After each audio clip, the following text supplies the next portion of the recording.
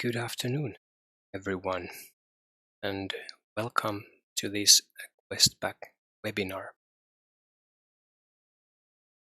Today, we want to talk about experience culture, and especially about experience culture in the times of COVID-19 crisis that is all around us at the moment. My name is Toni.Paloheimo. I define myself as a dreamer and as an explorer. A dreamer in a way that I think all journeys towards something starts from dreams. So we need to have dreams of different future than the world is today, and explorer in a way that is describing the way how we expect to get there. So in many cases, we don't have a straight line from A to B, but we need to try different paths and find our way through somewhat explorative means. That also, in a way, defines a little bit the approach that we have for experience culture today. It's not something that is 100% ready, but these are some ideas of what we've seen around us when we have worked with a lot of different clients and seeing how those clients and how those organizations and how those individuals are able to create great experiences both within and outside of the organization's walls. So, to start from the very basics, it's always good every now and then to pause for a little while and think what some fundamental words mean that we are regularly and intuitively using. So, what does culture actually mean? Of course, there are multiple different dictionary definitions for culture. Oxford Dictionary gives us one and relates it to attitudes and behaviors within a particular social group.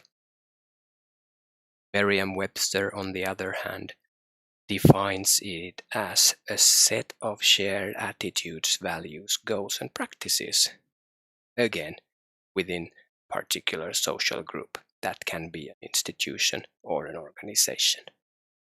In our case, when we are talking about cultures, we are mostly talking about those in the organizational context. I would like to highlight the fact that culture actually lives in human interactions. What we believe and what is our attitude and what we value is only visible to others when we are one or the other way expressing it. It can be something written, it can be something said, it can show in our actions that we do. It can even be a small thing like a facial expression. But one way or the other, it requires an interaction, some kind of a communication between two people. And a colleague of mine, Andrew from UK, has had an interesting way of talking about behavioral. And his statement is that a lot of the organization's culture is actually represented in those behavioral memes. So following the thinking that started from the Selfish Gene book by Richard Dawkins, where he defined memes in the first place, and which has been part of our popular terminology and popular culture ever since. The important thing is that in all of these definitions that we are using, it is always something active. Culture requires some kind of an act, some kind of a behavior that is visible in the organization.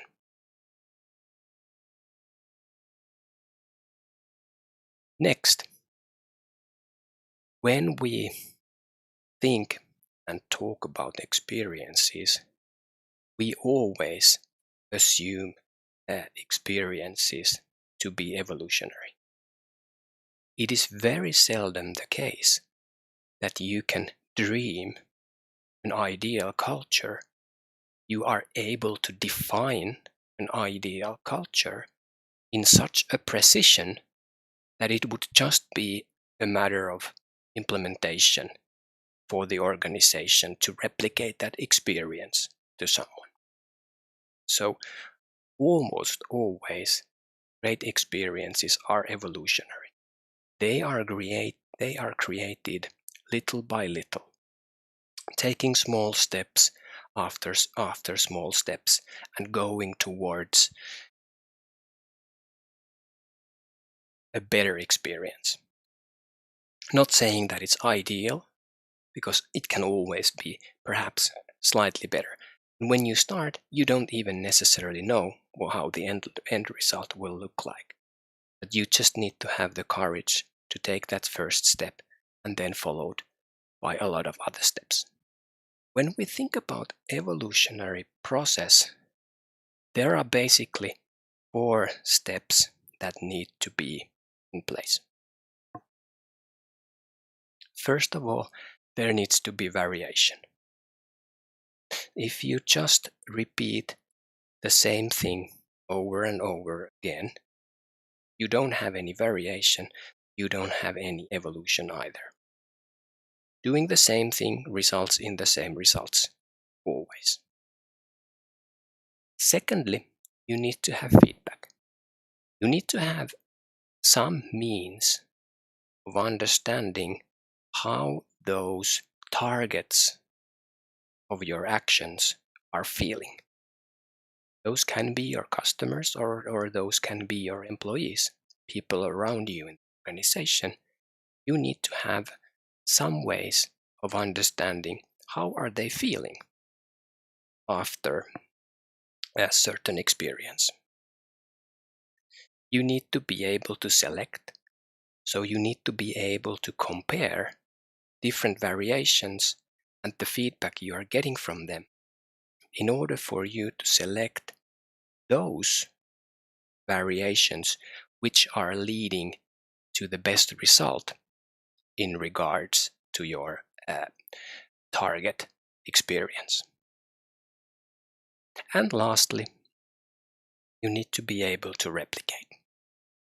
Replicate that experience that had the best result in further experiences with the same or different targets, and also replicate certain ways of generating those experiences, let's say from one organizational part to another organizational part.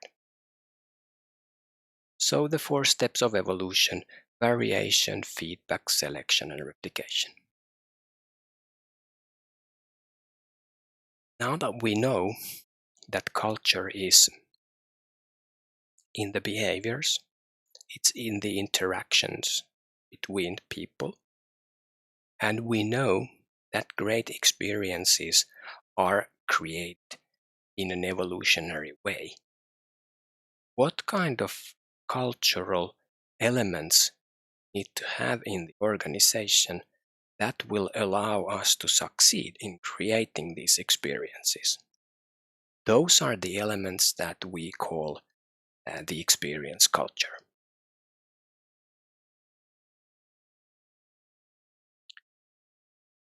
First of all, and it all starts from empathy. We've all heard a lot about empathy.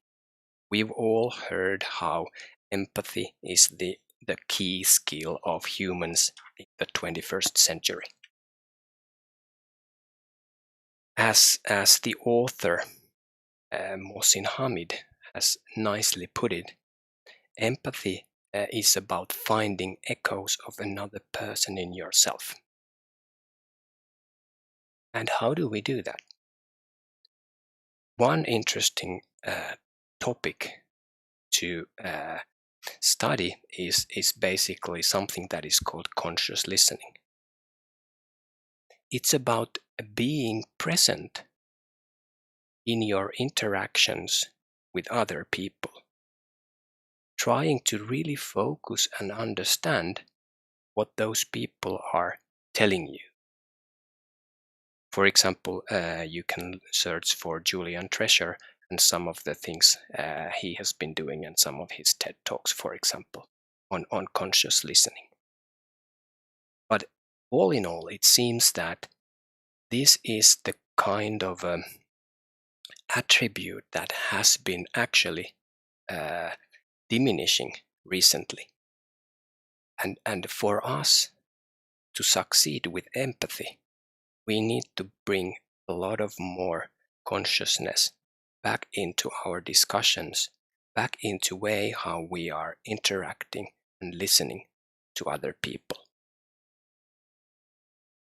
Myself, I want always to, in a way, emphasize the genuine interest towards other people's feelings. And not just genuine interest, but always trying to get as raw, as pure information on those feelings as possible. Not just looking through reports, not just looking through numbers. Sometimes those are good, and sometimes they complement your picture pretty well. But it's always good to go, one or two steps further, trying to hear it firsthand. Have an interview, talk to these people, listen to what they have to say. Then you are showing genuine interest on what they have to say. The picture you are painting so much more colors than any report could be conveying. Secondly, it's about transparency. In the first, it might seem that being honest, being transparent can be somehow even harmful for yourself on the short term. But as Mother Teresa has said it really well, the payback on the long term will be so much more higher than the cost you need to pay, that it still is worthwhile to be honest and transparent, even though sometimes it hurts. It's not a new topic. It's been around for a long time. It's been debated, like again, referring, for example, to Brené Brown and the message she has been giving us and the presentations about vulnerability and authenticity. Definitely worth checking related to this topic. So it's about having humane connections to others. Being present in those discussions, being present in those interactions as our true selves. Having the courage to be our true selves. But not just that, I would also like to highlight that it also applies to information. So it should be default that information is free, that information is made available to people in the organization. And you need to think your ways of collecting and storing and disseminating that information. First, from the perspective that how can you allow as many people as possible access to that information. And then, only as an exception, you should be limiting access to information due to some security or due to some privacy or due to some legal reasons.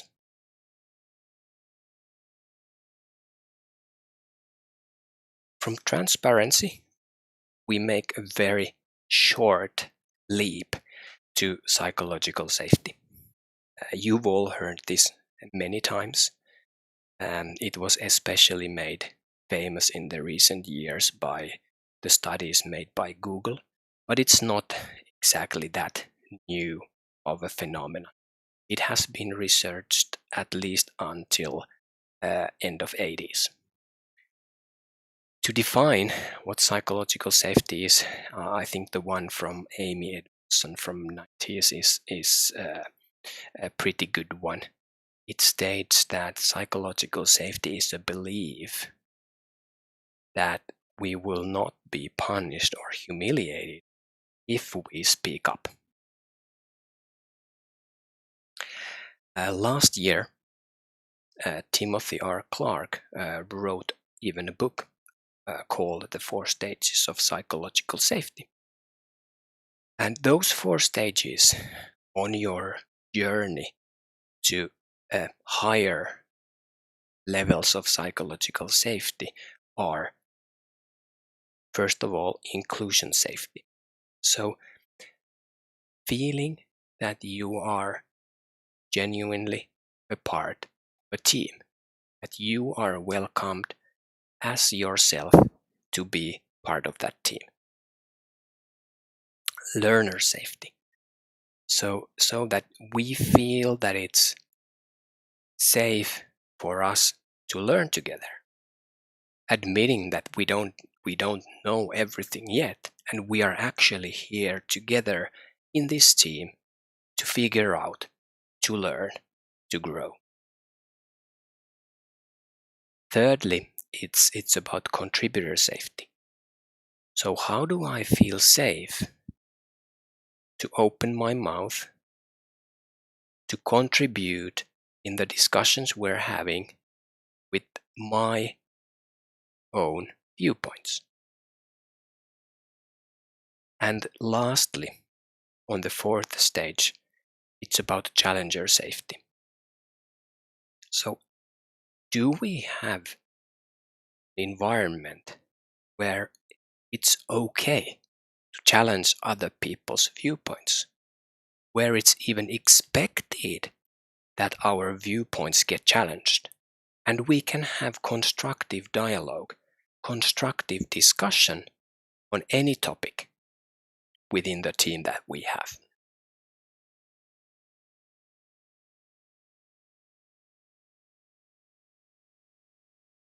Next,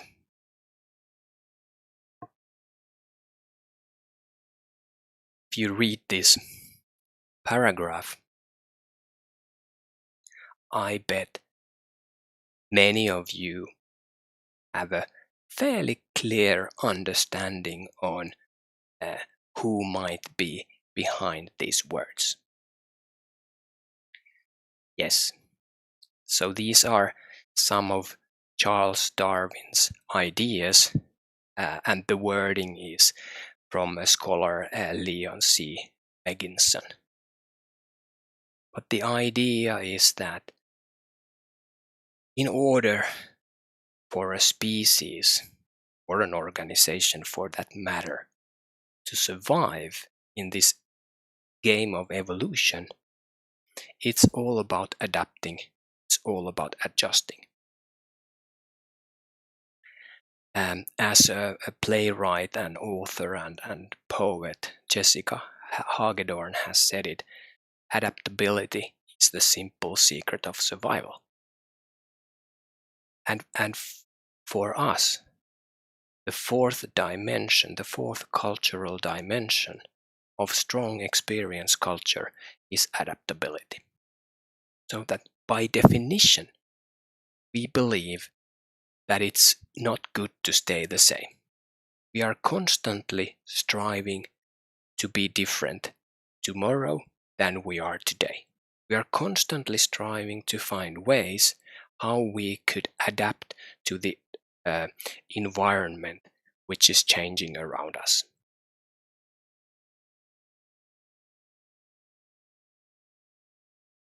Last,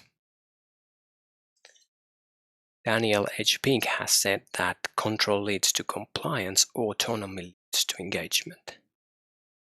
So autonomy is playing an important part.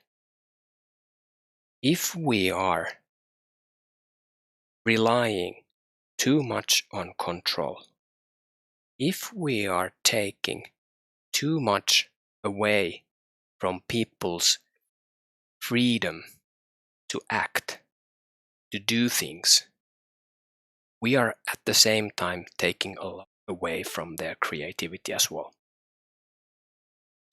So having enough autonomy means that you have people around you who will take initiative, who are experimenting with different approaches, who are creating those variations that the evolution requires, and then honestly seeing if they work or if they don't, and reacting accordingly. So we are defining at the moment experience culture by 5 different elements that needs to be in place in order for any organization to be able to succeed with customer or employee experiences: empathy, transparency, psychological safety, adaptability, and autonomy.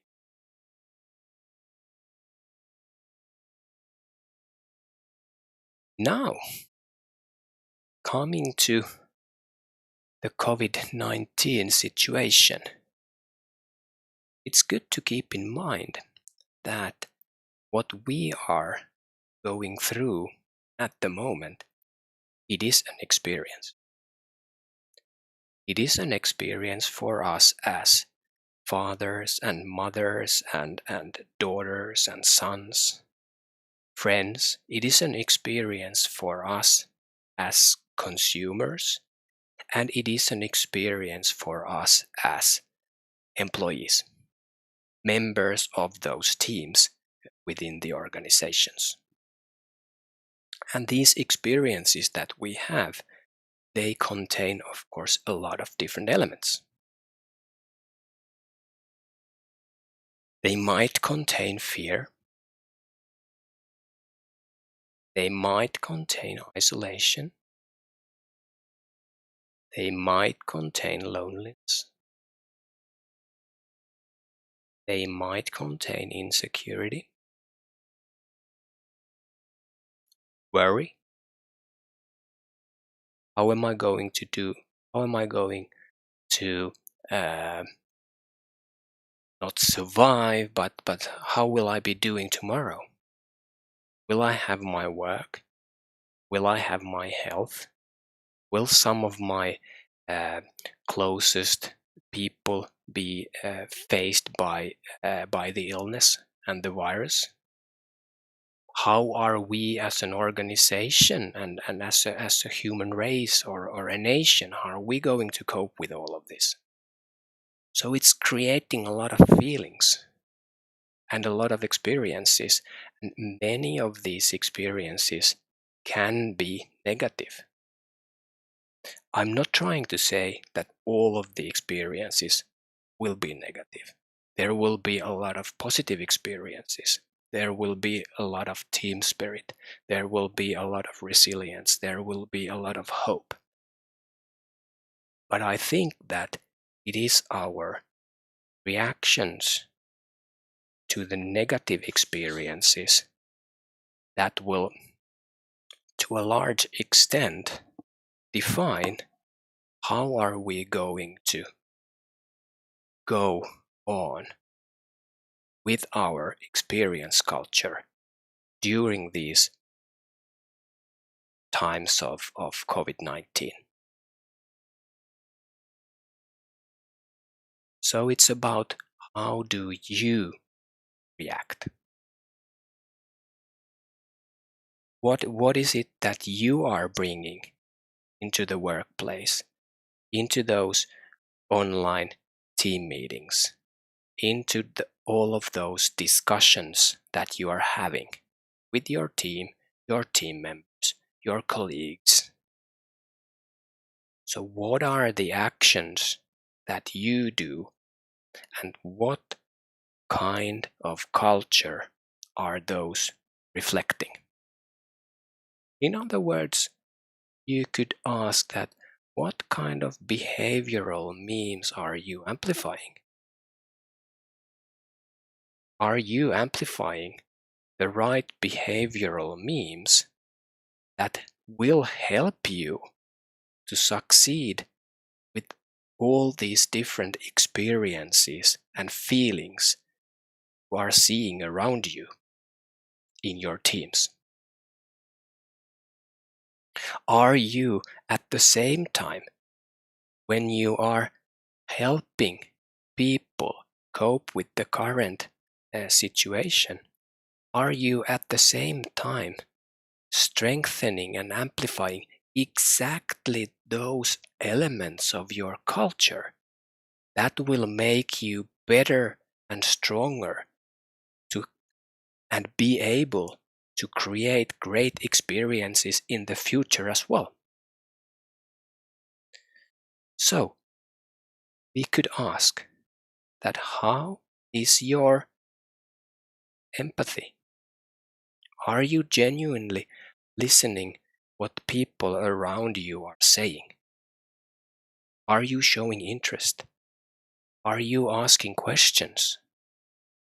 Are you showing compassion to what kind of emotional states your colleagues are going through? Are you transparent? Are you transparent about yourself? Are you expecting everyone else to be transparent? Are you making sure that all kinds of information and news, whether those are good or bad, they are available to everyone? Are you creating psychological safety?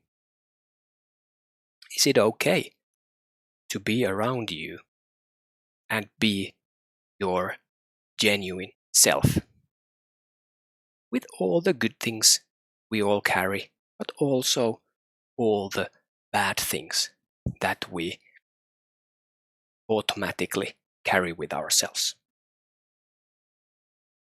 Adaptability. Are we hiding our heads in the bushes, or are we acknowledging the fact that the world is changing, the environment around us is changing really rapidly? Are we adapting? Are we trying to find a new balance quickly when we are faced with yet another strike? Autonomy. Do you have, and do people around you have the autonomy to make those decisions regarding their own work and the services that they are providing, for example, to your clients? So having empathy, transparency, psychological safety, adaptability, and autonomy in your mind, focusing your actions to build these during the crisis, will actually at the same time build you a culture that can make you hugely successful with the experiences you are able to create in the future as well. So thank you for your attention today. Thank you for your interest. If you are interested in continuing discussing these topics, First of all, you can send me email, or if you want, we can connect in LinkedIn and continue these discussions over there. So stay safe and have a nice week, everyone. Thank you.